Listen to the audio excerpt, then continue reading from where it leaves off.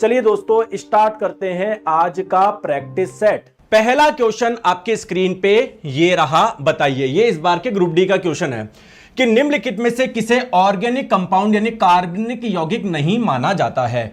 अब आप लोग सोचोगे कि सर कार्बनिक यौगिक यानी ऑर्गेनिक कंपाउंड तो उसको बोलते हैं जहां पर कार्बन पाया जाता है, और सर कार्बन तो मुझे सभी में नजर आ रहा है, तो फिर क्या आंसर होगा। देखिए दोस्तों, पहले हमको लगता था कि कार्बन वाले जो यौगिक होते हैं ना, वो केवल किसी लिविंग यानी किसी जीवित के अंदर ही बन सकते हैं, या तो प्लांट में बन सकते हैं या किसी एनिमल में बन सकते हैं।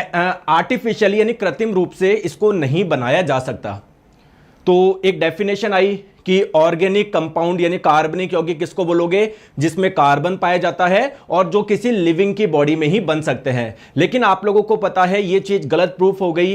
एक कंपाउंड जिसका नाम है यूरिया और इसका फॉर्मूला होता है ये लेबोरेटरी में बनाया गया। इसके बाद में पता पड़ा कि यार कार्बन वाला जो यौगिक है वो तो यार कृत्रिम रूप से भी बनाए जा सकते हैं, और हम आज तक मान के चल रहे थे जो कार्बन वाले यौगिक है या फिर कार्बनिक यौगिक ऑर्गेनिक कंपाउंड किसी लिविंग में बन सकते हैं। तो फिर हम लोगों ने क्या करी, थोड़ी डेफिनेशन चेंज करी। ठीक है, तो ऑर्गेनिक कंपाउंड यानी कार्बनिक यौगिक हम लोग किसको बोलते हैं दोस्तों, जिसमें भी कार्बन पाए जाते हैं उसको बोल दो। लेकिन है ना, कुछ को छोड़ के, एक्सेप्ट कार्बाइड्स, यानी अगर जैसे मान लो फॉर एग्जांपल मैं बोलूं CaC2 कैल्शियम कार्बाइड, देखो इसमें कार्बन है लेकिन इसको ऑर्गेनिक कंपाउंड यानी कार्बनिक यौगिक नहीं मानेंगे।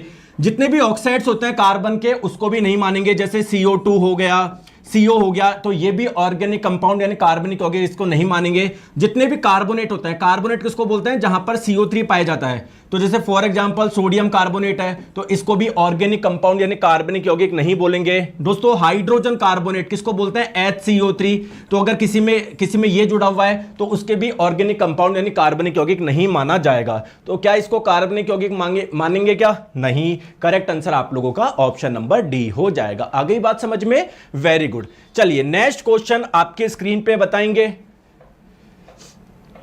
आपको 4 ऑप्शन दिए हुए हैं, पूछा गया है कि कौन सा क्राउन ग्लास से अधिक सघन है, ज्यादा डेंसर है, ज्यादा सघन है। तो कैसे पता पड़ेगा दोस्तों, जिसका अपवर्तनांक कम होता है उसको बोलेंगे आप लोग रेयर मीडियम यानी विरल माध्यम, और जिसका अपवर्तनांक ज्यादा है उसे बोलेंगे डेंसर मीडियम यानी सघन माध्यम। तो आप लोगों को देखना है कि किसका अपवर्तनांक इससे क्राउन ग्लास से अधिक है। तो क्या क्राउन ग्लास का अपवर्तनांक आप लोगों को पता है क्या, एनसीईआरटी ने बड़े बड़े अक्षरों में लिखा हुआ है क्राउन ग्लास का कितना होता है, 1.52। अब आप लोगों को एक ऑप्शन में देखो एल्कोहल दिया हुआ है, एल्कोहल का कितना होता है, 1.36 होता है, यानी कम है। और क्या दिया हुआ है, बेंजीन दिया हुआ है, बेंजीन का 1.5 होता है, ये भी कम है।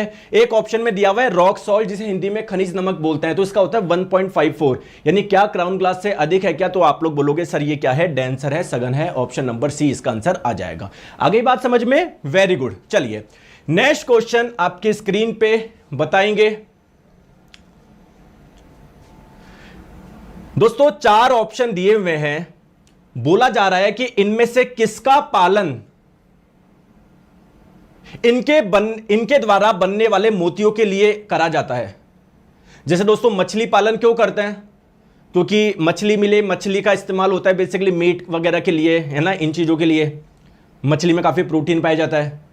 लेकिन दोस्तों अगर बात करें ऑयस्टर यानी सीप, इसका पालन क्यों किया जाता है, क्योंकि इसकी बॉडी में क्या बनते हैं, मोती बनते हैं, मोती। तो इसी के लिए हम लोग इसका क्या करते हैं, पालन करते हैं। ये इस बार के ग्रुप डी का क्वेश्चन है, correct answer option number D है ना। इसकी बॉडी में आप देखोगे एनसीईआरटी ने भी बड़े बड़े अक्षरों में लिखा हुआ है कि जो ऑयस्टर है उसका पालन किसके लिए किया जाता है, पर्ल के लिए, मोती के लिए, जो इनकी बॉडी में बनते हैं। अब आप लोग बोलोगे मोती क्यों चाहिए दोस्तों, ज्वेलरी वगैरह में पहनने के लिए लोग करते हैं। चले आगे, चलिए बहुत बढ़िया।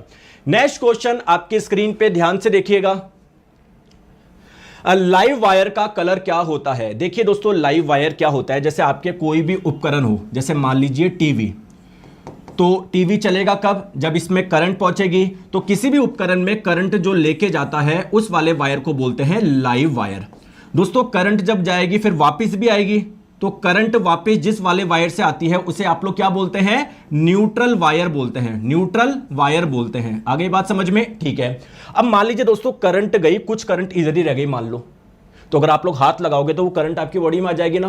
तो अगर कुछ करंट यहीं पर रह गई, लीक हो गई, तो उस करंट को हम लोग कहां पर भेज देंगे, अर्थ में भेज देंगे। तो जिस वायर से जाता है उसको बोलते हैं अर्थिंग वायर। तो इनका कलर अलग अलग होता है। सबसे पहले बात करते हैं दोस्तों, लाइव वायर का कलर होता है रेड कलर, है ना। और ये आप लोगों का जो न्यूट्रल वायर होता है इसका होता है ब्लैक कलर, और इसका क्या होता है, ग्रीन कलर होता है। आप लोगों से लाइव वायर का पूछा गया था, तो ये कौन सा होता है बताएंगे, रेड कलर का होता है, ऑप्शन नंबर बी। क्लियर है, चले आगे, बहुत बढ़िया। नेक्स्ट क्वेश्चन आपके स्क्रीन पे बताएंगे। क्वेश्चन में पूछा गया है बाहरी निषेचन यानी एक्सटर्नल फर्टिलाइजेशन किसमें देखने को मिलेगा। देखिए दोस्तों, फर्टिलाइजेशन यानी निषेचन क्या होता है पहले समझिए। जैसे अगर ह्यूमंस की बात करूं तो मेल यानी नर की बॉडी में कोशिका बनती है जिसे बोलते हैं स्पर्म यानी शुक्राणु, ठीक है, जिसे आप लोग नर जनन कोशिका भी बोल सकते हैं, मेल जर्म सेल भी बोल सकते हैं। फीमेल यानी मादा की बॉडी में क्या बनता है, एग बनता है, जिसे आप लोग बोलते हैं अंडाणु। क्लियर, इसे आप लोग मादा जनन कोशिका भी बोल सकते हैं। तो जब ये दोनों मिलते हैं इस प्रक्रिया को बोलते हैं फर्टिलाइजेशन यानी निषेचन। दोस्तों ह्यूमन में कैसे होता है, फीमेल बॉडी के अंदर होता है ये दोनों के मिलने की प्रक्रिया, यानी ह्यूमंस में, मानव में इंटरनल फर्टिलाइजेशन होता है, आंतरिक निषेचन होता है। बहुत बढ़िया। गाय में भी दोस्तों आंतरिक निषेचन होता है। अगर बात करें दोस्तों मछली में क्या होता है, देखिए मेल फिश होती है, फीमेल फिश होती है। तो फीमेल फिश क्या होती है, एग निकाल देती है, कहां पर, पानी में ही एग दे देती है। और दोस्तों जो मेल आपका फिश होती है, ठीक है, तो इसके जो स्पर्म होते हैं वो बाहर ही, मतलब अंदर नहीं मिल रहे, स्पर्म और एग अंदर नहीं मिल रहे, मछली की बॉडी के अंदर नहीं मिल रहे, मछली की बॉडी के बाहर मिल रहे हैं। तो ये क्या हो जाएगा, आपका एक्सटर्नल फर्टिलाइजेशन हो जाएगा। Correct answer option number A हो जाएगा। क्लियर है, चलिए नेक्स्ट क्वेश्चन आपके स्क्रीन पे बताएंगे। दोस्तों अणुरणन यानी रिवर्बिरेशन, इसको कम करने का तरीका क्या है। पहले तो आप लोग मुझे बताइए रिवर्बिरेशन यानी अणुरणन होता क्या है। चलिए बात करते हैं। जैसे मान लीजिए ये एक रूम है, ये एक कमरा है, ठीक है। आप मान लीजिए यहां पर बैठे हुए हैं और यहां पर मान लीजिए कोई लाउड स्पीकर चल रहा है, तो साउंड निकला, तो साउंड देखो टकरा के इधर आएगा, फिर इधर आएगा, फिर इधर आएगा, इधर आएगा। मतलब क्या कमरे के अंदर ही साउंड रहेगा क्या, इसका प्रभाव रहेगा क्या। कई बार आप लोग किसी खाली हॉल में जाके देखना, ऐसा लगेगा कुछ आवाज है, आवाज बनी हुई है, आवाज, इसको बोलते हैं परसिस्टेंस ऑफ साउंड, ध्वनि का बने रहना। तो ये ध्वनि अगर वहीं पर बनी हुई है तो उसको बोलेंगे, इस प्रक्रिया को बोलेंगे रिवर्बिरेशन यानी अणुरणन। तो आप लोगों को यहां पर क्या करना है, कोई ऐसे पदार्थ का इस्तेमाल करना है जो कि साउंड को एब्जॉर्ब कर ले। जैसे मान लीजिए मैंने ऊपर छत पे कुछ कपड़ा लगा दिया, तो जैसे ही साउंड इधर जाएगा साउंड एब्जॉर्ब हो जाएगा, इधर बार बार घूमता नहीं रहेगा। तो जो ध्वनि अवशोषक पदार्थ है ना, उसका उपयोग करना। बताओ कौन कौन से होते हैं, बताओ। चलो एनसीईआरटी की मदद लेते हैं। तो कौन कौन से पदार्थ का आप लोग इस्तेमाल कर सकते हो अणुरणन का रोकने के लिए, यानी अवशोषक पदार्थ कौन कौन से होते हैं। एक तो कंप्रेस फाइबर बोर्ड, जिसे हिंदी में संपीड़ित फाइबर बोर्ड बोलते हैं, ठीक है। आप लोग रफ प्लास्टर का भी इस्तेमाल कर सकते हो, है ना। और पर्दे, कपड़ों के पर्दे, कपड़ा अच्छा एब्जॉर्बर होता है। तो करेक्ट आंसर हो जाएगा ऑप्शन नंबर सी, ठीक है। चलिए नेक्स्ट क्वेश्चन आपके स्क्रीन पे बताएंगे, इसका आंसर बताएंगे।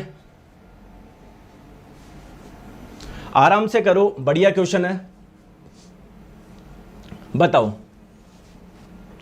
जब एक गेंद को ऊर्ध्वाधर ऊपर की ओर फेंका जाता है। देखिए दोस्तों, जब आप लोग किसी वस्तु को ऊपर की ओर फेंक रहे हो, मान लीजिए आप लोग फेंक रहे हो 20 मीटर पर सेकंड के वेग से। दोस्तों इसका वेग क्या कम होता रहेगा क्या, कम होता रहेगा क्या, या मैं बोलूं इसके वेग में परिवर्तन हो रहा है क्या। और दोस्तों परिवर्तन की दर को ही बोलते हैं त्वरण।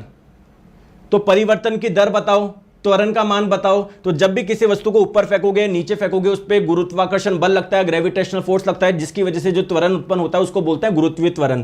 तो स्मॉल जी से डिनोट करते हैं कि उस दर से घटता है क्या। बिल्कुल सही बात है, मेरे को तो बिल्कुल ये सही लग रहा है, कहीं कोई दिक्कत नहीं है। गुरुत्वीय त्वरण नीचे की ओर कार्य करता है क्या, बिल्कुल सही बात है। देखिए दोस्तों, एक्सेलरेशन यानी त्वरण एक सदिश राशि है, मतलब इसकी भी दिशा होती है।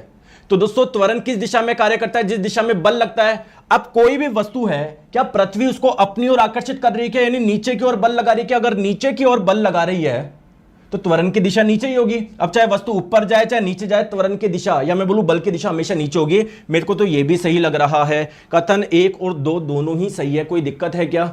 ऑप्शन नंबर ए हो जाएगा। चलिए आ जाओ, नेक्स्ट क्वेश्चन आपके स्क्रीन पे बताएंगे, निषेचित न हुआ अंडाणु महिला प्रजनन तंत्र में कितने समय तक जीवित रहता है? दोस्तों समझिए इस क्वेश्चन को, है ना। जैसे आपको पता है फीमेल बॉडी में 2 ओवेरी होती है, यानी 2 अंडाशय होते हैं।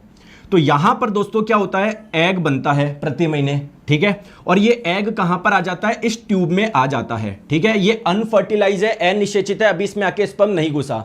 दोस्तों इसकी लाइफ कितनी रहती है, 24 आवर्स तक ही रहती है। तो अगर इस दौरान स्पर्म आ गया, शुक्राणु आ गया, तब तो वो इससे मिल लेगा, यानी प्रेगनेंसी हो जाएगी, अदरवाइज नहीं होगी। तो 24 आवर्स क्या होती है, इसकी लाइफ होती है। Option number D. चलिए नेक्स्ट क्वेश्चन आपके स्क्रीन पे बताएंगे, बढ़िया क्वेश्चन है ये, बताओ। दोस्तों इसकी है ना, अरे इसकी इंग्लिश गलत कर दी है ना, क्वेश्चन में आप लोगों इसकी इंग्लिश गलत हो गई, मतलब ये क्वेश्चन गलत हो गया, ऑप्शन तो सही है। क्वेश्चन में ये है कि हाई ब्लड प्रेशर उच्च रक्तदाब किसकी वजह से होता है। क्वेश्चन में ये था उच्च रक्तदाब किसकी वजह से होता है, हाई ब्लड प्रेशर किसकी वजह से होता है, क्वेश्चन में आप लोगों से ये पूछा गया था, ठीक है। ऑप्शन सही है, क्वेश्चन में गड़बड़ हो गई तो मैंने लिख दिया उच्च रक्तदाब यानी हाई ब्लड प्रेशर किसकी वजह से होता है, ये आपको बताना है, ठीक है। तो देखिए दोस्तों होता क्या है, कोई भी अंग हो उसके पास में ब्लड जब जाता है, जिस नली से जाता है उसको बोलते हैं आर्टरी यानी धमनी, क्लियर है। और उस अंग से जब रक्त बाहर निकलेगा, वो जिस नली से निकलता है उसे बोलते हैं वेन यानी शिरा। बात समझ में आ गई दोस्तों। आर्टरी और वेन को आपस में पतली पतली नलिकाएं कनेक्ट करती है, जिसको बोलते हैं कैपिलरी, हिंदी में केशिका। अब थोड़ा सा डिटेल में देखोगे तो ये रही आर्टरी यानी धमनी, ये रही वेन यानी शिरा। आर्टरी और वेन को कनेक्ट करने वाली जो पतली पतली नलिका है, इसको बोलते हैं कैपिलरी यानी केशिका। अब दोस्तों कहीं ना कहीं आर्टरी की भी तो कुछ ब्रांच होगी जो कि कैपिलरी से मिलेगी, इसको बोलते हैं एट्रियोल, और हिंदी में क्या बोलते हैं, धमनिका बोलते हैं। तो अगर इनमें संकुचन हो गया, ये दब गई, तो ब्लड इधर ही रह जाएगा ना, यानी यहां पर ब्लड प्रेशर का मान काफी ज्यादा हो जाएगा, इसे तो हाई ब्लड प्रेशर बोलेंगे। तो हाई ब्लड प्रेशर का कारण क्या है, एनसीईआरटी ने बड़े बड़े अक्षरों में लिखा हुआ है कि इसका मुख्य कारण है कंस्ट्रिक्शन ऑफ एट्रियोल, यानी धमनिकाओं का संकुचन। Correct answer option number B हो जाएगा। आ जाओ नेक्स्ट क्वेश्चन आपके स्क्रीन पे बताएंगे। एक विद्युत परिपथ में जिसमें क्रमशः 10 ओम, 20 ओम और 30 ओम प्रतिरोध वाले 3 लैंप ए बी सी समांतर क्रम में संयोजित है, ठीक है। दोस्तों एक लैंप है आप लोगों का ए, एक लैंप है बी और एक लैंप है सी, ये पैरेलल में कनेक्टेड है ना। तो इसको ठीक है, और इसका रेजिस्टेंस है 10 ओम, इसका है 20 ओम और इसका है 30 ओम। तो अगर आप लोग चाहते हो इसमें करंट फ्लो हो, तो आप लोगों को क्या जो लगाना पड़ेगा, एक बैटरी लगाना पड़ेगा। तो बैटरी से जब करंट निकलेगी, कुछ इसमें जाएगी, कुछ इसमें जाएगी, कुछ इसमें जाएगी, बोलो, फिर वापस करंट निकलेगी, वापस किस में आ जाएगी, बैटरी में आ जाएगी।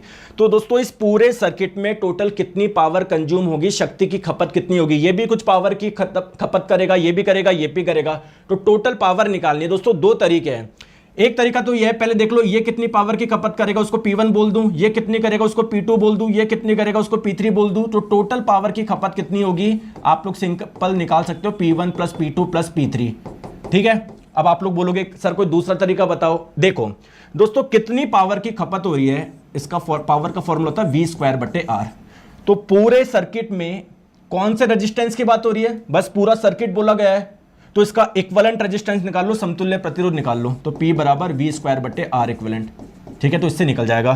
तो वोल्टेज का मान है ही 60 का स्क्वायर, समतुल्य प्रतिरोध आप लोगों को निकालना है। कैसे निकाले, आ जाओ। तो 1/R equivalent is equals to 1/R1 पहला प्रतिरोध है 10 ओम, प्लस 1/R2 दूसरा प्रतिरोध है 20 ओम, प्लस 1/R3 तीसरा है 30।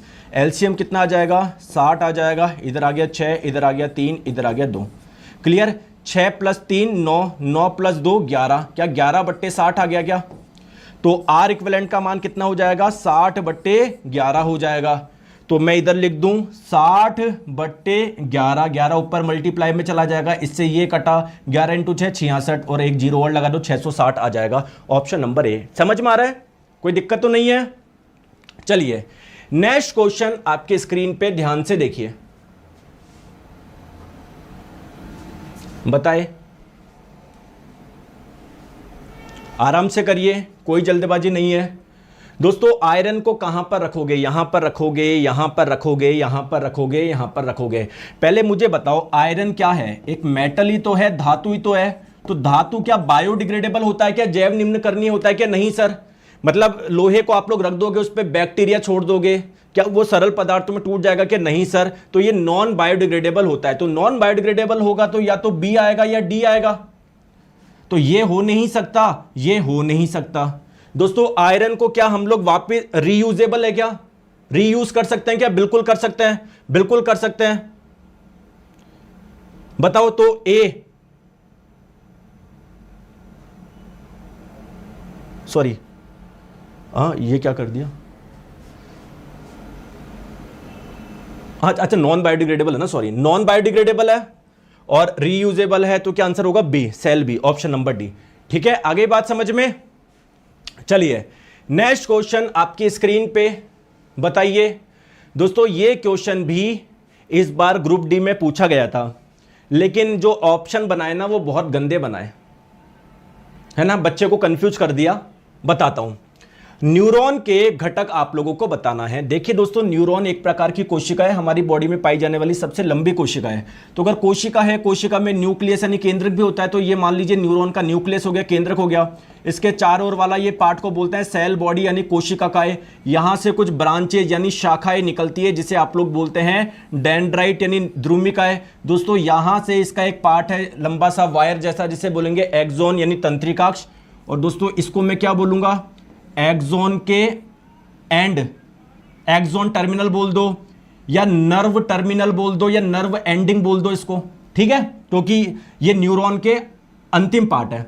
अब इसके पार्ट पूछे गए हैं, ध्यान से समझो दोस्तों। इस वाले को बोलते हैं सेल बॉडी, हिंदी में कोशिकाएं, ठीक है सर। दोस्तों ये जो शाखाएं है, ये जो ब्रांचेस जो निकल रही है, इसे बोलेंगे डेंड्राइट, हिंदी में द्रुमिका। दोस्तों ये जो है इसे बोलेंगे एक्सोन यानी तंत्रिकाक्ष। और आप लोगों को यह भी पता है, जैसे एक न्यूरॉन है तो जो दूसरा न्यूरॉन होता है वो इससे डायरेक्टली कनेक्टेड नहीं होता, इनके बीच में गैप होता है, तो उस गैप को आप लोग बोलते हैं साइनेप्स। अब आप लोग मुझे बताओ, साइनेप्स या सिनेप्स क्या ये न्यूरॉन का पार्ट है क्या? नहीं।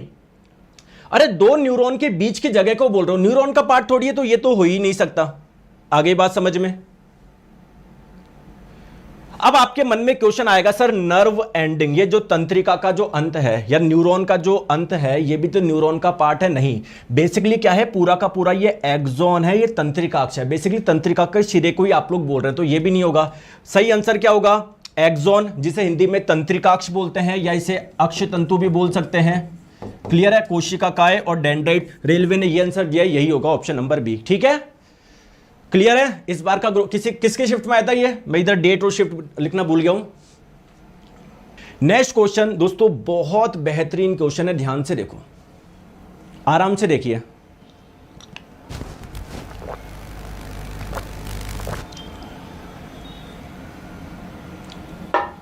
बताएंगे, ध्यान से आराम से करो। सभी बच्चे अपनी मां से आएगा, सभी बच्चे अपनी माता से एक्स गुणसूत्र प्राप्त करते हैं क्या? बताओ। देखिए दोस्तों मैं आपको बताता हूं, देखो जो फादर होते हैं, जो पिता होते हैं, इनकी बॉडी में बनता है स्पर्म यानी शुक्राणु। सही बात है क्या? शुक्राणु बनता है क्या? बिल्कुल। अब दोस्तों जो स्पर्म बनता है, शुक्राणु बनता है, इसमें क्रोमोसोम की संख्या कितनी होती है? केवल 23 होती है। तो आपने सुना होगा कि जितनी भी कोशिकाएं हैं सभी में क्रोमोसोम की संख्या होती है 23 पेयर यानी 46, लेकिन स्पर्म और एग में होती है 23। ये बात आपको पता है, ठीक है। अब दोस्तों अगर बात करी जाए ये कोशिकाओं कैसे, क्रोमोसोम कैसे होते हैं? XX XX है ना, XX। फीमेल में बात करें तो सारे एक जैसे होते हैं। अगर लड़के की बात करी जाए तो XX XX है ना, और जो एक पेयर होता है वो XY होता है। तो होता क्या है, फादर की बॉडी में जो स्पर्म बनते हैं वो X क्रोमोसोम वाला भी हो सकता है, Y क्रोमोसोम वाला भी हो सकता है। यानी 23वां जो आपका क्रोमोसोम है वो X भी हो सकता है, Y भी हो सकता है। अगर बात करें मदर की बॉडी में बनता है एग यानी अंडाणु। दोस्तों 23वां क्रोमोसोम एग में क्या होता है? X ही होता है। तो चाहे कितने भी एग बने, कितने भी अंडाणु बने सभी में 23वां क्रोमोसोम क्या होगा, एक्स ही होगा। क्लियर है। चलो अब दोस्तों मान लीजिए अगर एक्स क्रोमोसोम वाला स्पर्म एक्स क्रोमोसोम वाले एक्स से मिल रहा है तो क्या बनेगा, एक्स एक्स बनेगा, यानी वो क्या होगी, लड़की होगी। और अगर वाई क्रोमोसोम वाला स्पर्म एक्स क्रोमोसोम वाले एक्स से मिलेगा तो क्या बनेगा, एक्स वाई, ये होगा लड़का। तो आप लोग मुझे बताओ जो बच्चा लड़का होगा या लड़की होगी ये किस पे डिपेंड करेगा, किस पे डिपेंड करेगा, पिता पे डिपेंड करेगा। क्योंकि वाई क्रोमोसोम अगर है तो लड़का बनेगा, नहीं है तो लड़की। और वाई क्रोमोसोम किसके पास में होता है, लड़के के पास में ही होता है। आ जाओ अब बात करते हैं कौन से कथन सही है। सभी बच्चे अपनी मां से एक्स गुणसूत्र प्राप्त करते हैं, बिल्कुल सही बात है। चाहे लड़की हो चाहे लड़का हो, इसमें एक क्रोमोसोम पिता से आता है, एक माता से आता है। माता से एक्स मिलेगा ही मिलेगा, ठीक है, माता से एक्स गुणसूत्र प्राप्त करते हैं, बिल्कुल सही बात है। पिता से भी कर सकते हैं लेकिन माता से तो करेंगे ही करेंगे। चलो आ जाओ, यदि कोई बच्चा मां से एक्स गुणसूत्र प्राप्त करता है तो वह लड़की होगी। दोस्तों माता से एक्स क्रोमोसोम ही मिलता है भाई, लड़का होगा या लड़की होगी किस पे डिपेंड करेगा। अगर पिता से वाई क्रोमोसोम मिल रहा है तो लड़का होगा, पिता से अगर एक्स क्रोमोसोम मिल रहा है तो लड़की होगी। माता से तो चाहे लड़का हो लड़की हो एक्स क्रोमोसोम ही मिलेगा। दोस्तों ये तो गलत बात है यार, गलत है, ठीक है। आ जाओ नेक्स्ट, महिलाओं में लैंगिक गुणसूत्रों की एक समान जोड़ी होती है, दोनों एक्स होते हैं, बिल्कुल सही बात है। अगर फीमेल की जितनी भी कोशिकाएं होती है, एग को छोड़ के सभी में 23 क्रोमोसोम होते हैं, 23 पेयर होते हैं। और जो 23वां पेयर होता है उसको सेक्स क्रोमोसोम यानी लिंग गुणसूत्र बोलते हैं। और ये जो लिंग गुणसूत्र होता है वो क्या होता है, एक्स एक्स होता है, दोनों बिल्कुल एक जैसे होते हैं, आइडेंटिकल होते हैं। तो ये बात भी क्या है, बिल्कुल सही है, कहीं कोई दिक्कत नहीं है, ठीक है। आ जाओ, जो बच्चा अपने पिता से एक्स गुणसूत्र प्राप्त करता है वह लड़का होगा, गलत बात है यार, गलत बात है। जो बच्चा अपने पिता से एक्स क्रोमोसोम प्राप्त करता है वो लड़की होगी ना कि लड़का होगा। तो ये क्या है, गलत है। तो सही मेरे को ए लग रहा है और सी लग रहा है। जो बच्चा अपने पिता से एक्स गुणसूत्र प्राप्त करता है वह लड़का होगा, बिल्कुल गलत है, बिल्कुल गलत है, ठीक है। तो ये ए और सी होगा, ये ऑप्शन में कुछ गड़बड़ है, या फिर हो सकता है इसमें ना टाइपिंग या फिर ये लिखा होगा कि वह लड़की होगी। A child who inherited x from the father will be a girl, इसको ये कर लो गर्ल, तब आपका आंसर ए सी डी हो जाएगा। समझ में आ गया, समझ में आ गया अब, ठीक है। अरे आया या नहीं आया, बढ़िया क्वेश्चन था ना। तो देखो ग्रुप डी 2022 का क्वेश्चन है, 4 साल पहले भी रेलवे ऐसे क्वेश्चन पूछता था। आप सोच रहे हो कि सर इस बार ऐसे पूछ लिया, कुछ भी नहीं है, ऊपर ऊपर से करके जाओगे, नहीं आएगा भाई। 3-4 क्वेश्चन ऐसे पूछेगा ही वो, जिसने पढ़ रखा है वो आसानी से कर लेगा और जिसने नहीं पढ़ रखा वो तुक्का लगाता हुआ रह जाएगा। आ जाओ नेक्स्ट क्वेश्चन, आपकी स्क्रीन पे कितना प्यारा क्वेश्चन है, आराम से करो, कोई जल्दबाजी नहीं है। देखो दोस्तों आपके पास में 3 बल्ब है, एक जैसे हैं बिल्कुल, मतलब अगर इसका प्रतिरोध 50 ओम है तो इसका भी 50 है, इसका भी 50, 3 बल्ब है। आपने कैसे लगा रखे हैं, देखो डायग्राम घुमा के दिया हुआ है, कुछ भी नहीं है, पैरेलल है, एक बल्ब इसके पैरेलल में दूसरा, इसके पैरेलल में तीसरा, है ना। जैसे मान लो ये एक बल्ब है, इसी के पैरेलल में दूसरा, इसी के पैरेलल में तीसरा। इसको आपने किससे कनेक्ट कर दिया, बैटरी से कनेक्ट कर दिया, तो बैटरी से करंट जाएगी, कुछ इधर जाएगी, कुछ इधर जाएगी, कुछ इधर जाएगी, बताओ। तो सबसे ऊपर वाला सबसे जो नीचे वाला बल्ब है ये पॉइंट मान लो P है, ठीक है, और ये पॉइंट मान लो Q है, आपके डायग्राम को इजी बनाने के लिए। दोस्तों इस पॉइंट को मान लो Z,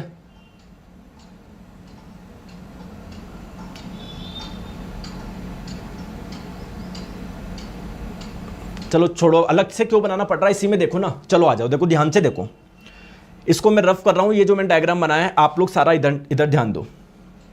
दोस्तों बैटरी से करंट निकली है, निकली है, निकली है, निकली है, निकली है, निकली है, निकली है, निकली है, निकली है, निकली है, निकली है, निकली है, जा रही है। अब ये जो करंट होगी वो बटेगी। अरे यार आप मुझे एक चीज बताइए, ये एक बल्ब है, इसके पैरेलल में दूसरा है, इसके पैरेलल में तीसरा है, ठीक है, ये तीनों पैरेलल में कनेक्टेड है। अब बैटरी से करंट निकल रही है, जा रही है, क्या ये बटेगी क्या? अगर मान लीजिए 10 एम्पियर है तो कुछ इधर जाएगी, कुछ इधर जाएगी, कुछ इधर आएगी, बात सही है नहीं है? तो बैटरी से जो करंट निकली वो है P। अब ये मान काफी ज्यादा है, क्यों? क्योंकि फिर जो इसमें जो करंट जाएगी वो कम जाएगी, मतलब बढ़ जाएगा। P का कुछ हिस्सा इसमें जाएगा, कुछ हिस्सा इसमें जाएगा, कुछ हिस्सा इसमें जाएगा। क्या मैं बोल दूं क्या P का मान इस Q से अधिक है? क्योंकि P का कुछ पार्ट इधर गया, बाकी पार्ट आगे जा रहा है। तो दोस्तों ऑप्शन नंबर बी हो जाएगा। हाँ क्यों? बोलो, अरे बताओ कुछ दिक्कत है क्या? आप समझोगे नहीं तो फिर कैसे होगा? बताओ दिक्कत है क्या? सिंपल सा है, बस डायग्राम ऐसे करके ऐसे दे दिया तो आपको कंफ्यूज करने के लिए। आ रही है बात समझ में? चलिए बहुत बढ़िया, आराम से करो। दोस्तों फोटोसिंथेसिस यानी प्रकाश संश्लेषण की प्रक्रिया में क्या होता है बताओ सबसे पहले क्या होता है? तो प्रकाश संश्लेषण की प्रक्रिया क्या होती है पहले समझते हैं। देखिए कोई भी प्लांट होता है वो एयर से लेता है कार्बन डाइऑक्साइड, जड़ों से लेता है पानी। अब ये तो कच्चा पदार्थ है, इसको पकाना भी तो है, तो इसके लिए चाहिए हीट। भाई आप लोग मार्केट से आलू लेकर आ गए, अब उससे आलू की सब्जी बन जाएगी कि नहीं? उसको पहले पकाना पड़ेगा। बोलो, तो हीट चाहिए, तो वो हीट कौन सी इस्तेमाल करते हैं? एनर्जी कौन सी इस्तेमाल करते हैं? जो सूर्य का प्रकाश आता है ना प्लांट पे, वो।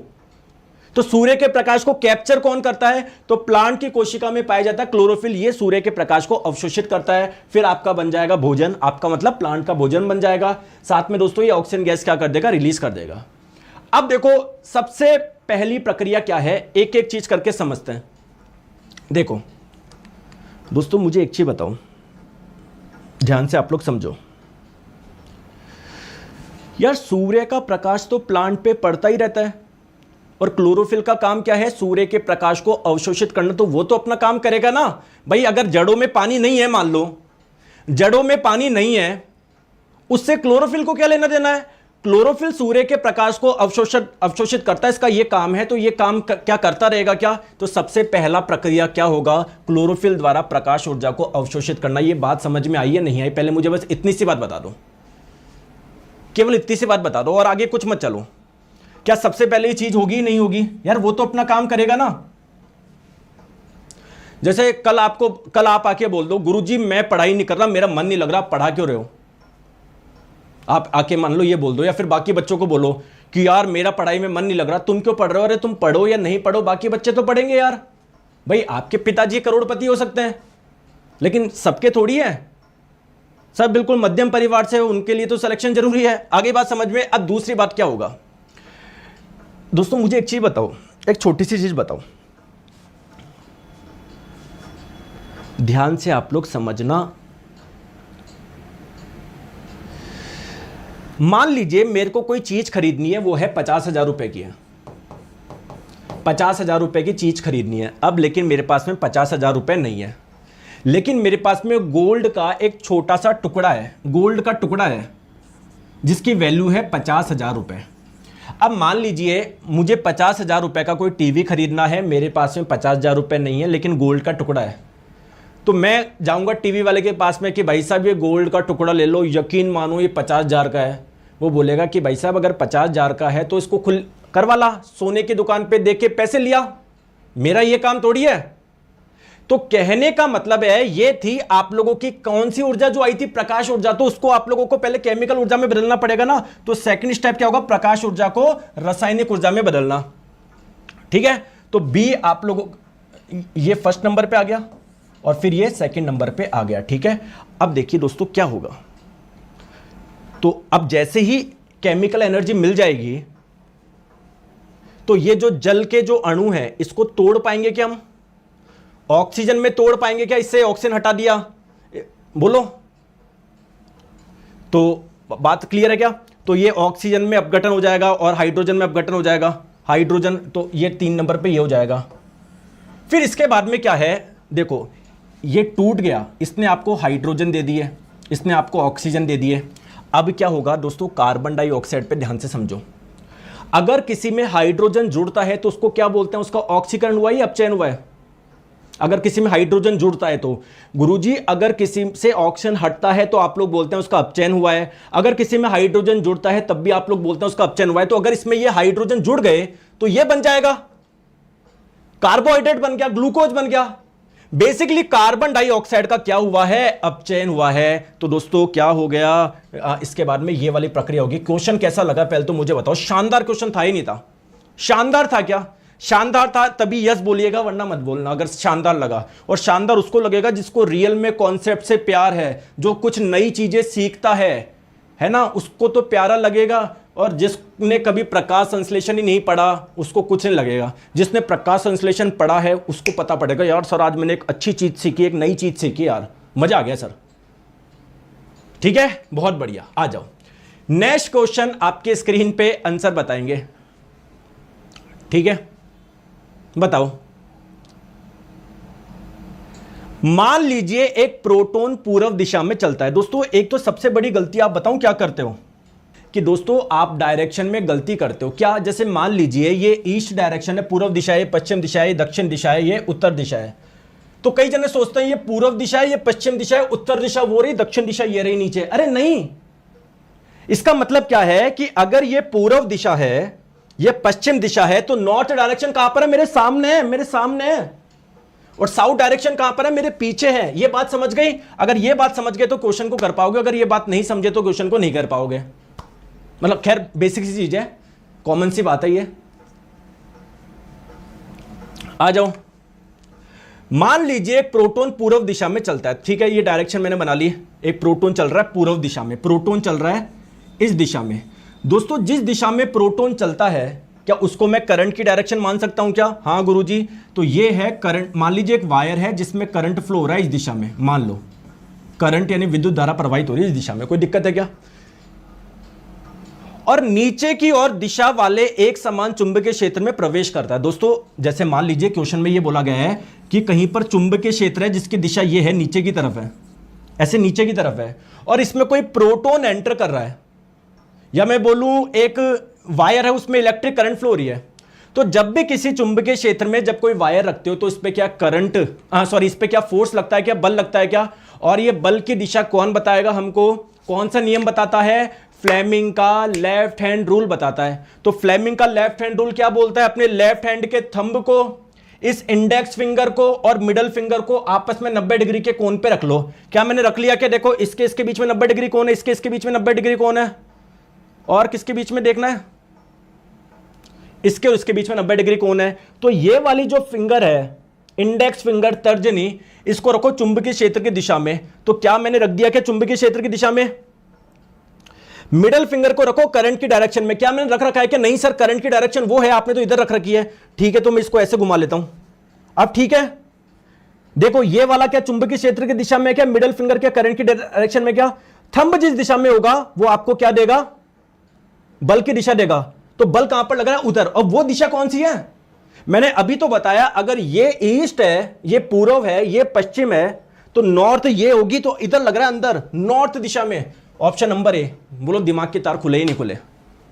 अरे तार खुले या ना खुले बोलो, बस गलती आप बताऊं क्या कर देते हो। आप सोचते हो सर बल तो अंदर की ओर लग रहा है, अब अंदर की दिशा को क्या बोलूं मैं? नॉर्थ तो सर ये ऊपर वाली दिशा है। अरे नहीं, नॉर्थ सामने वाली दिशा है भाई। जैसे आप लोग मान लीजिए, कहां से मैक्सिमम कितने बच्चे कौन कौन से राज्य से, कमेंट करके बताओ, फिर मैं आपको बताऊंगा डायरेक्शन का। चलो मैं मान लेता हूं, मैं मध्य प्रदेश मान लो, ठीक है। मैं मध्य प्रदेश में खड़ा हूं, मुझे जाना है कश्मीर की तरफ, मुझे जाना है कश्मीर की तरफ। तो क्या मैं सीधे जाऊंगा क्या?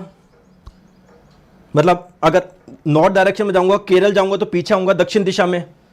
अगर उस साइड जाना है, राइट में क्या आएगा, उड़ीसा वगैरह जाना है, तो मेरे को इस दिशा में जाना पड़ेगा, ईस्ट में। और अगर मान लो इस साइड एमपी के साइड ही तो गुजरात वगैरह में जाना पड़ेगा, तो ऐसे जाना पड़ेगा। सही बोल रहा हूँ क्या मैं? यार मुझे नहीं आता यार ज़्यादा, मुझे ज़्यादा ज्योग्राफी वगैरह नहीं आती, लेकिन आई होप मैंने आपको समझा दिया होगा। क्लियर है? आ जाओ, चलिए नेक्स्ट क्वेश्चन आपकी स्क्रीन पे।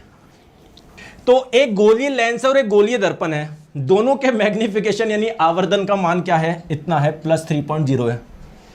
तो कंक्लूजन क्या निकलेगा इससे? देखो, +3.0 या +3 बोल दूं दोस्तों। पहले आप लोग देखो, अगर ये साइन देखो, अगर साइन पॉजिटिव है इसका मतलब इमेज बन रही है इरेक्ट यानी सीधी, और सीधा प्रतिबिंब कौन सा होता है? जो आपका वर्चुअल होता है यानी आभासी होता है। दोस्तों ये मैग्नीट्यूड क्या है? 1 से ज्यादा है, तो मैग्नीट्यूड जब 1 से ज्यादा होता है तो इसका मतलब है इमेज बन रही है बड़ी। अच्छा आप लोग मुझे बताओ, क्या कभी उत्तल दर्पण बड़ा प्रतिबिंब बना सकता है क्या? हाँ सीधा बना सकता है, लेकिन कभी बड़ा नहीं बना सकता। तो दर्पण तो उत्तल हो ही नहीं सकता, दर्पण तो उत्तल हो ही नहीं सकता, हटाओ। दोस्तों जो काम उत्तल दर्पण करता है वो ही काम अवतल लेंस करता है, यानी कॉनकेव लेंस करता है। यानी कॉनकेव लेंस भी कभी बड़ा प्रतिबिंब नहीं बना सकता, हमेशा छोटा बनाता है। तो लेंस अवतल नहीं हो सकता। तो correct answer option number A बचा। बोलो बढ़िया क्वेश्चन था या नहीं था? चलिए दोस्तों इसका आंसर बताएंगे, इस बार का पूछा हुआ क्वेश्चन है। रेड लिटमस पेपर क्या करता है? तो दोस्तों अगर इस पे आप लोग कोई बेस डालोगे, कोई शार डालोगे तो इसका कलर हो जाता है नीला, तो शार में नीला हो जाता है। ए आपका 1 सेकंड हो जाएगा। नीले लिटमस पेपर पे कोई अम्ल डालोगे तो ये लाल कलर का हो जाता है। फिनोफ्लिन, अगर आप लोग इसमें कोई एसिड डालोगे तो इसका कलर क्या होता है? कोई कलर नहीं होता, कलर लेस होता है, रंगहीन होता है। लेकिन अगर आप लोग इसमें बेस डाल दिया तो इसका कलर थोड़ा गुलाबी सा हो जाएगा। सी आपका 3 से हो जाएगा। मिथाइल ऑरेंज, ऑरेंज रंग का होता है। अगर आपने इसमें कोई एसिड डाल दिया तो इसका कलर हो जाता है रेड। अगर शार डालोगे तो पीला। तो D4, A1, B2, C3। देखो रेलवे ने मेहनत ही नहीं करवाई आपसे, रेलवे ने आपसे मेहनत ही नहीं करवाई। बढ़िया लग रहा है दोस्तों सेट, प्रैक्टिस सेट में मजा आ रहा है। गलतियां होगी लेकिन परेशान मत होना, मैं आपको ऐसे बिल्कुल आसान आसान, अब वो समय नहीं है, सारे क्वेश्चन करवा दिया मैंने आसान आसान सब। अब थोड़ा सा है कि आपको टेस्ट किया जाए, है ना। तो अगर क्वेश्चन थोड़े मान लो 30 में से मान लो 20 ही बन रहा है तो परेशान मत होना, मैं क्वेश्चन का सेट ही मैं ऐसे कर रहा हूं। मैं आ जाओ। 22 डिग्री सेल्सियस पर वायु में ध्वनि की चाल कितनी होगी? एयर में। तो हर माध्यम में ध्वनि की चाल अलग अलग होती है, साथ में तापमान पे भी निर्भर करती है। तो अगर वायु में बात करी जाए 25 डिग्री सेल्सियस पर तो कितनी होती है? 25 डिग्री सेल्सियस पर कितनी होती है? अच्छा 22 डिग्री में पूछा गया, सॉरी। तो एनसीईआरटी में दिया हुआ है कि 0 डिग्री सेल्सियस पर वायु में ध्वनि की चाल कितनी होती है। 22 डिग्री सेल्सियस पर वायु है तो उसमें चाल कितनी होगी? 25 डिग्री सेल्सियस तो कितनी होगी? तो देखिए दोस्तों 331 मीटर पर सेकंड होती है 0 डिग्री सेल्सियस पे, और 344 मीटर पर सेकंड होती है 22 डिग्री सेल्सियस पर। तो 344, और अगर बात करी जाए 25 डिग्री पे कितनी होती है? 346 होती है ना। तो तीनों का आप लोग मान याद रखिए। चलो आ जाओ, ये क्वेश्चन है, दिमाग के तोते खुल जाएंगे जब ये क्वेश्चन करोगे ना, दिमाग के तार खुल जाएंगे ऐसे। और गुरुजी ये क्या क्वेश्चन आ गया, आंसर बताओ चलो इसका। मान लीजिए सीता एक सुई को फोकस दूरी F वाले अवतल दर्पण के सामने कुछ दूरी पर रखती है। देखिए दोस्तों ये रहा अवतल दर्पण, इसकी फोकस दूरी दी गई है F। फोकस दूरी क्या होता है? यानी दर्पण से जो इसका फोकस है वो कितनी दूरी पर है, उसको फोकस दूरी बोलते हैं। तो अवतल दर्पण के सामने एक सुई रख दी है ना, मान लो एक सुई रख दी। तो ये था आपका स्मॉल f, तो कितने दूरी पर रखिए? f प्लस x दूरी पर रखिए। बहुत बढ़िया। और f प्लस y दूरी पर स्थित पर्दे पर सुई का वास्तविक प्रतिबिंब दिखाई देता है। जो प्रतिबिंब बन रहा है वो वास्तविक बन रहा है, ये उल्टा होगा। और कहां बन रहा है? मान लेता हूं दोस्तों यहां पर बन रहा है, तो ये कितना होगा? कितनी दूरी पर बन रहा है? f प्लस y दूरी पर बन रहा है। तो आप लोग मुझे f का मान बताओ x और y के टर्म में। यार थोड़ा टफ क्वेश्चन है, थोड़ा कोशिश करते हैं, है ना, कोशिश करते हैं, टेंशन मत लो। दोस्तों दर्पण से वस्तु की दूरी को u बोलते हैं। u का मान कितना है पहले मुझे बताओ। u का मान कितना होगा? f प्लस x होगा क्या? और प्लस में लो या माइनस में? गुरुजी माइनस में लो। v क्या है? f plus y। मान प्लस में लू या माइनस में लू? सर दर्पण के लेफ्ट में बना हुआ है ना। अच्छा बोला जा रहा है f प्लस वाई दूरी पर सुई का वास्तविक प्रतिबिंब दिखाई देता है। अब क्वेश्चन ये है कि f प्लस वाई यहां पर बन रहा है या फिर यहां पर बन रहा है। दोस्तों अवतल दर्पण में दर्पण के पीछे जब भी प्रतिबिंब बनता है वो कैसा होता है? वर्चुअल यानी आभासी होता है। वास्तविक प्रतिबिंब हमेशा दर्पण के सामने ही बनता है, तो v का मान क्या होगा, -f+y होगा। कोई दिक्कत है क्या? अब आप लोगों को क्या करना है, लगाना है फॉर्मूला 1/f बराबर 1/u प्लस 1/v। और दोस्तों u का मान रखना है, v का मान रखना है, फिर फाइनली आप लोगों का f का मान आएगा। थोड़ी लंबी कैलकुलेशन है। अगर मान लो मेरे पास में समय नहीं बच रहा, तो इसको क्या मैं शॉर्टकट में कर सकता हूं क्या? दोस्तों अवतल दर्पण की फोकस दूरी का मान किस में आएगा, ऋणात्मक में आएगा ना, नेगेटिव में आएगा ना। तो यार ये नहीं हो सकता, ये नहीं हो सकता, या तो ये होगा या फिर ये होगा। बोलो बात सही है नहीं है? बोलो। तो दो ऑप्शन को तो आप लोग ऐसे एलिमिनेट कर सकते थे, और फिर तो दोस्तों बाकी कैलकुलेशन करनी पड़ेगी। और भी तरीका बताऊं क्या मैं आपको? मैं क्या कर लेता, मैं बताऊं क्या कर लेता, बता दूं क्या मैं क्या कर लेता? देखता हूं मेरा तरीका काम करेगा ही नहीं करेगा, पहले देख लेता हूं। जी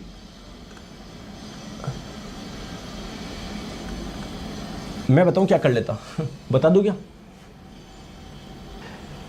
दोस्तों आप x और y के मान समान मान लो, और किसके बराबर मान लो, 2f के बराबर मान के देखो एक बार।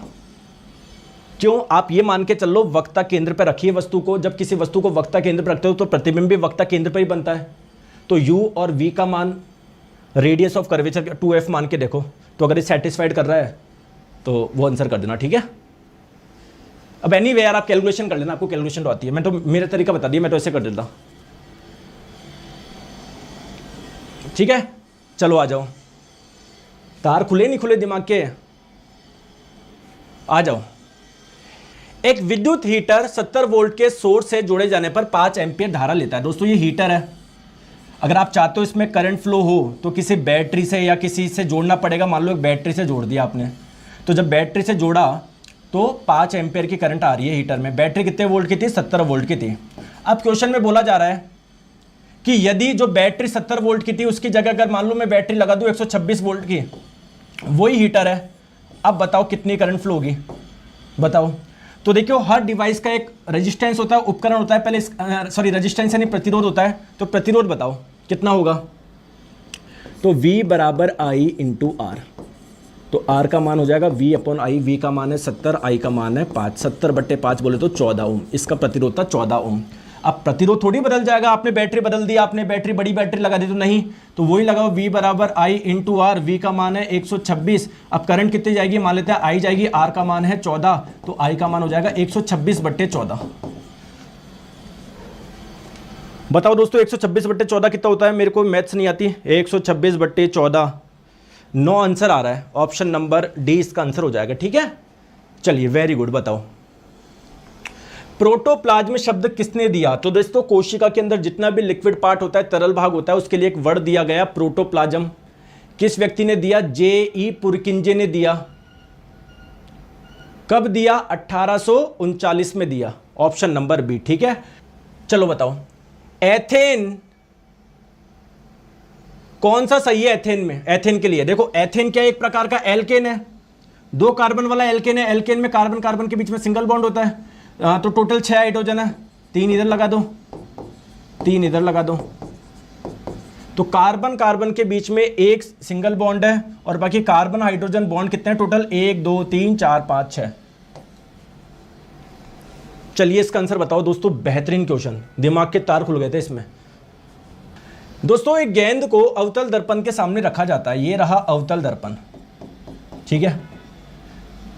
एक गेंद को आपने अवतल दर्पण के सामने रख दिया। मान लो एक गेंद है, ये गेंद मान लो, कुछ भी मान लो, पेन मान लो, और उसका वास्तविक प्रतिबिंब जो कि गेंद के आकार से दुगुना है एक पर्दे पर बनता है, ठीक है? पर्दे का मतलब एक वास्तविक प्रतिबिंब बन रहा है। तो गेंद के आकार का दुगुना, अगर गेंद का आकार ये है तो ये दुगुना बनेगा, और वास्तविक है तो उल्टा ही बनेगा। और आपको ये भी पता है बड़ा प्रतिबिंब कहां पर बनता है? इस साइड बनता है ना? अब गेंद और पर्दे को, पर्दे का मतलब है ये, और गेंद ये को इस प्रकार खिसकाया जाता है कि जो छवि वस्तु के आकार से 5 गुना हो जाती है। तो यदि पर्दे का विस्थापन d है तो वस्तु का विस्थापन कितना होगा? कितने बच्चों को क्वेश्चन समझ में आ रहा है? कितने बच्चे को क्वेश्चन समझ में आ रहा है? मुश्किल लग रहा है ना? कोई बात नहीं, हल्की सी कैलकुलेशन भी मानता हूँ, बड़ा शानदार क्वेश्चन दिया। चलो मैं आपको करवाता हूँ। देखिए दोस्तों, आप लोग मुझे एक चीज़ बताओ, मैं सीधा इधर बताता हूँ। देखो कहाँ से करूँ स्टार्ट,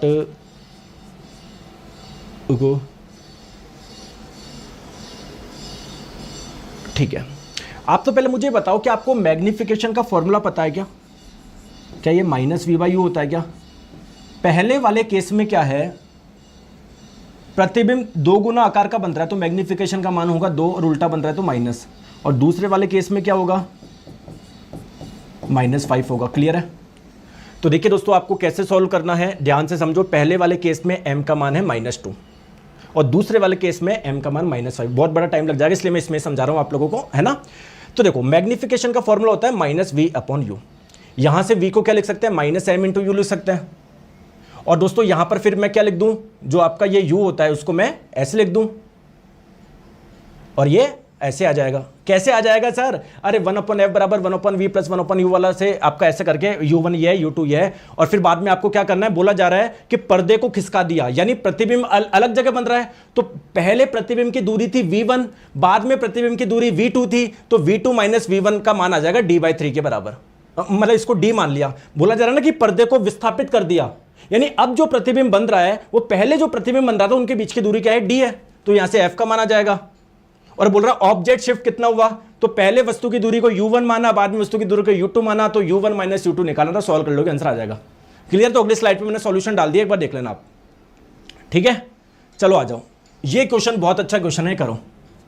मतलब इजी क्वेश्चन है, इतना वो नहीं है, थोड़ा हल्का सा दिमाग लगाना। बताओ, एक विद्यार्थी 3 ओमिक चालक, सर ओमिक चालक क्या किसको बोलते हो, जो ओम के नियम का पालन करता है।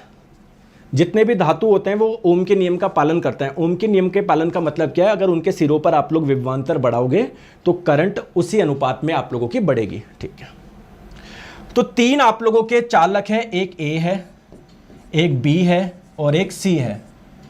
अगर मैंने ग्राफ बनाया किसका, करंट का और विभवांतर का, मैं वी आई ग्राफ नहीं बना रहा हूं, आई वी ग्राफ बना रहा हूं। तो मान लो पहले वाले का ग्राफ ऐसा आया, दूसरे वाले का भी कुछ ग्राफ आया होगा, तीसरे वाले का भी। तो पहले वाले ग्राफ की जो ढाल है, अगर मान लो ये एक एंगल थीटा मानो, तो स्लोप क्या होगा, tan थीटा, और tan थीटा का मान कितना दिया हुआ है, 0.5 दिया हुआ है। इस वाले केस में 0.1, इसमें 0.2। बहुत बढ़िया दोस्तों, पहले तो मुझे बताओ ये आई वी ग्राफ का जो स्लोप होगा, ढाल होगा, किसके बराबर होगा, ढाल किसके बराबर होगा। तो देखिए, अगर मैं बनाऊं वी आई ग्राफ, तो देखो v बराबर i इंटू आर होता है ना ओम के नियम से, और स्ट्रेट लाइन का समीकरण क्या होता है, y बराबर mx। तो अगर इस ग्राफ की बात होती तो इसका जो स्लोप होता, जो ढाल होता, देखो x एक्सिस पे तो आपने रख दिया क्या, करंट, y एक्सिस पे रख दिया वोल्टेज, तो इसके साथ में जो है उसे तो स्लोप बोलेंगे, ढाल बोलेंगे। अगर वी आई ग्राफ बोलते हैं तो उसका ढाल क्या होता है, रजिस्टेंस के बराबर होता है। इसका ढाल किसके बराबर होता है, 1/r के बराबर होता है। तो पहले वाले वायर के जो रेजिस्टेंस है 1/r है, इसका मान दिया हुआ है 0.5। दूसरे वाले वायर का रेजिस्टेंस में r भी मान लेता हूं, तो 1/rb का मान कितना है, 0.1। और तीसरे वाले वायर का अगर रेजिस्टेंस r से माने तो 1/rc का मान कितना हो जाएगा, 0.2। दोस्तों ये एक चीज क्लियर रखिए, पहले मुझे बताओ तभी आगे समझ पाओगे। दोस्तों क्या ये चीज समझ में आ गई कि अगर ये चीज समझ में आएगी तभी आप लोग आगे कर पाओगे। देखो मैं फिर से बताता हूं, अगर वोल्टेज करंट ग्राफ होना तो उसका जो स्लोप होता है वो रेजिस्टेंस के बराबर होता है, और I यानी करंट और वोल्टेज का ग्राफ जो होता है ना, इसका जो स्लोप होता है, जो ढाल होता है, वो 1/ रेजिस्टेंस के बराबर होता है। तो देखिए दोस्तों, पहले वाले जो वायर है ए, उसका जो स्लोप आ रहा है वो 0.5 आ रहा है, यानी 1/RA, इसका मान आ रहा है 0.5। ठीक है, तो RA का मान कितना हो जाएगा, पहले वाले वायर का रेजिस्टेंस कितना हो जाएगा, 2 ओम हो जाएगा। बी वाले वायर का रेजिस्टेंस कितना हो जाएगा, 10 ओम हो जाएगा। और सी वाले वायर का रेजिस्टेंस कितना हो जाएगा, 5 ओम हो जाएगा। दोस्तों कैलकुलेशन मैंने सही करी है, कोई गलती तो नहीं करी है, क्या कैलकुलेशन मैंने सही करी है क्या,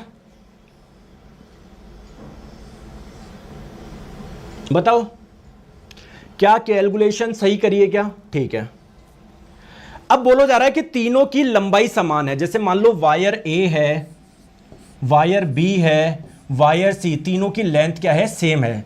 तो अगर मैं लेंथ एल ए को अगर मैं एल मानूं तो लेंथ ऑफ वायर बी भी एल होगी, लेंथ ऑफ वायर सी भी क्या होगी, एल होगी। ठीक है दोस्तों, इनके क्रॉस सेक्शन एरिया का भी रेशो आपको दिया हुआ है। अगर पहले वाले क्रॉस सेक्शन एरिया और दूसरे वाले वायर के क्रॉस सेक्शन एरिया और तीसरे वाले वायर के क्रॉस सेक्शन एरिया का अगर अनुपात पूछा जाए तो कितना हो जाएगा, 1:2:3 हो जाएगा। तो प्रतिरोधकता का अनुपात क्या होगा। ठीक है, देखो दोस्तों, वायर के रेजिस्टेंस का फॉर्मूला क्या होता है, रेजिस्टिविटी इंटू लेंथ बट्टे एरिया। क्या यही होता है क्या फॉर्मूला, क्या फॉर्मूला यही होता है क्या, बोलो। क्या मैं यहां से लिख सकता हूं क्या, जो रेजिस्टिविटी होगी वो क्या हो जाएगा, R इंटू ए बट्टे एल।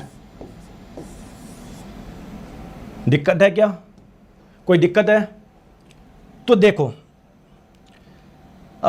दोस्तों, पहले वाले वायर का रेजिस्टेंस आप क्रॉस सेक्शन एरिया ए मान लो, दूसरे वाले का 2x मान लो, 3 का 3x मान लो। अब ये सॉल्व करके बताओ आंसर कितना आ रहा है, सॉल्व करके बताओ।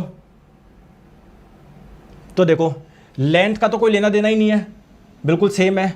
तो तीनों की रेजिस्टिविटी का रेशियो क्या हो जाएगा, पहले वाले वायर का रेजिस्टेंस गुना पहले वाले वायर का एरिया, फिर दूसरे वाले वायर का रेजिस्टेंस गुना दूसरे वाले वायर का एरिया, फिर तीसरे वाले वायर का रेजिस्टेंस गुना तीसरे वाले वायर का एरिया। क्लियर है।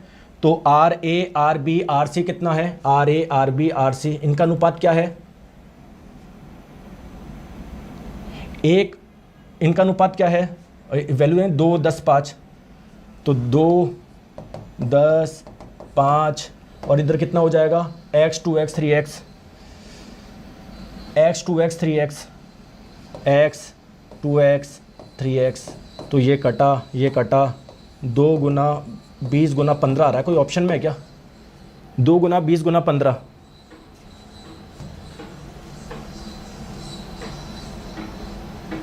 यार कुछ गड़बड़ कराया क्या, कुछ गड़बड़ कराया क्या, मेरे तो 2:20:15 आ रहा है। दोस्तों मेरे हिसाब से ऑप्शन नंबर बी आना चाहिए, अपन ने कहीं पर मिस्टेक करी है कुछ। देखो क्या मिस्टेक करी है, अपन ने कुछ मिस्टेक करी है, एक बार चेक कर लेना आप, ठीक है। अगर मिस्टेक अपन ने नहीं करी है तो फिर तो 2:20:15 आ रहा है मेरा तो फिर। हाँ देखो ये गलती से सेम टाइप हो गया, ये 1 अनुपात आएगा 20 अनुपात, ये 2:20:15 आएगा, क्योंकि देखो दोनों ऑप्शन सेम हो गए बिल्कुल, यानी टाइपिंग मिस्टेक हुई है। ठीक है, वेरी गुड यार, बहुत बढ़िया। ठीक है, चलिए आगे आ जाओ। दोस्तों कल ये क्वेश्चन करा था, इसमें गड़बड़ हो गई मेरे से, है ना, मैंने क्वेश्चन गलत बोल दिया। मैंने बोला कि रबी फसलें किस ऋतु में उगाई जाती है। देखो दोस्तों, अगर एग्जाम में पूछा जाए किस ऋतु में उगाई जाती है तो आप लोगों को पता है ये शीत ऋतु में, विंटर वाले सीजन में उगाई जाती है, नवंबर से अप्रैल मास तक होती है।